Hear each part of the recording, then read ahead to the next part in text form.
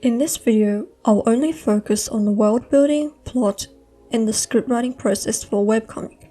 This process is my approach, so if you're just starting, you can use this as a guide, but don't feel like you have to stick to this guide word for word. When a webcomic idea comes to mind, random features like the characters or plot of the comic are the first to be thought of. Because of this, I don't start with a structured plan, but rather throw everything I want for this story onto paper first. It can be character designs, notes on the world, or some oddly specific trait of a character.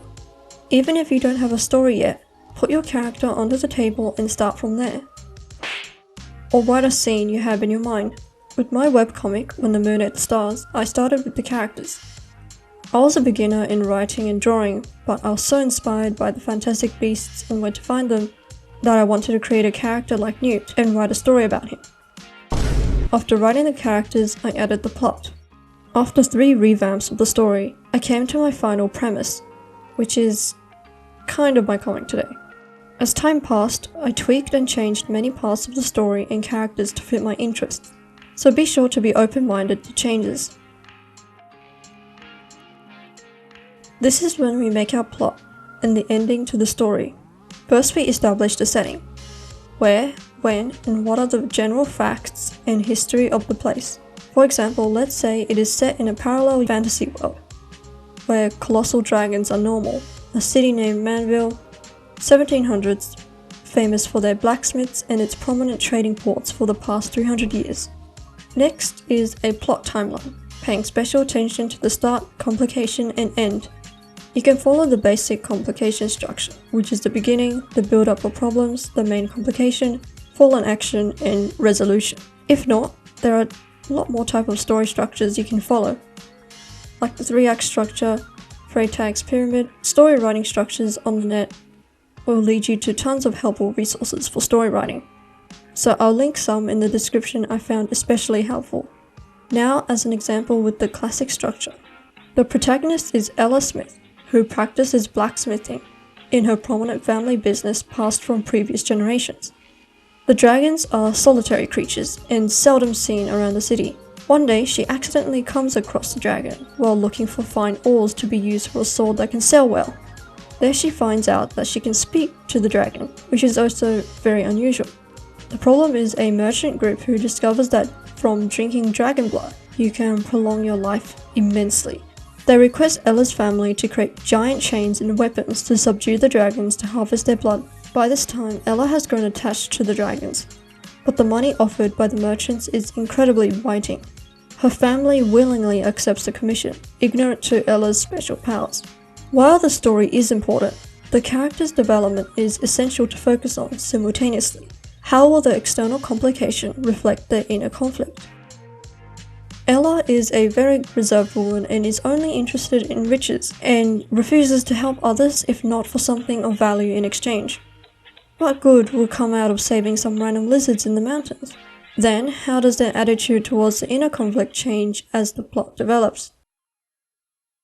After events and thought, Ella realizes that while the dragons will suffer, a possible war between the dragons and people would break out too, causing unnecessary death and suffering. She accepts that she has to be that someone that the world needs more of. The story ends with the lead merchant drinking the blood of a dragon Ella unfortunately couldn't save in time, but he dies shortly after from the high toxins surprisingly found in the blood.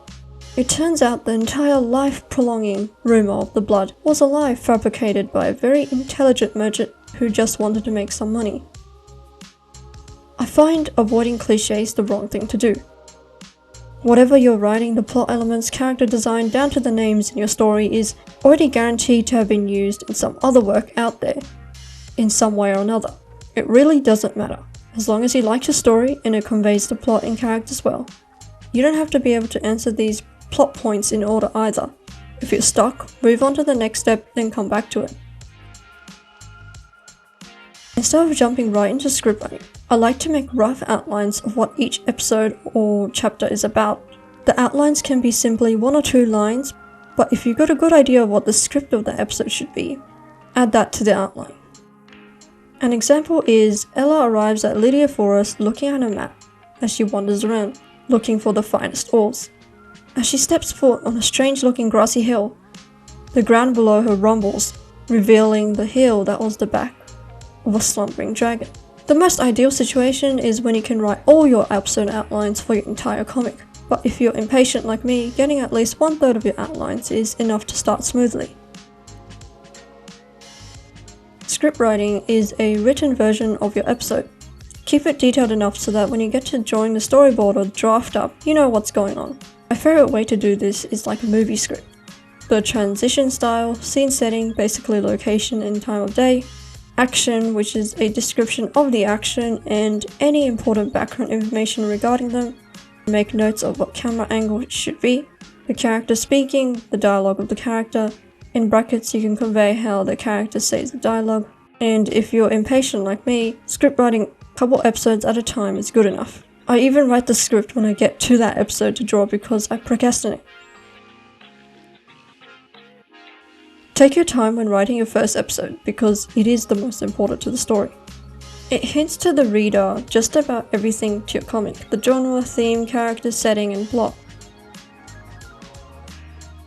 I rewrote the introductory episode 5 times. At this stage of my comic, I went against my favor for consistency, and I changed a major part of the story in these drafts. The moral story is try to keep consistency, but when new ideas come to call, let yourself go along with those changes. However, if you've already published several episodes, then the parts you'd like to change are already out there. Try and work with what you've got from there. Another choice is to restart from the beginning again. Though personally, there are tons of things I'd like to change, but I just don't have the energy to rewrite 75 plus episodes again, and I prefer to have something imperfect but finished, rather than something perfect and never completed. Next is just drawing, and my main advice is, especially for beginner writers, I recommend starting off with a shorter story, less than 30 episodes or even just 5 episodes, so it feels more achievable to finish and less daunting. Thanks for watching, subscribe to keep updated with my works and tutorials, and bye.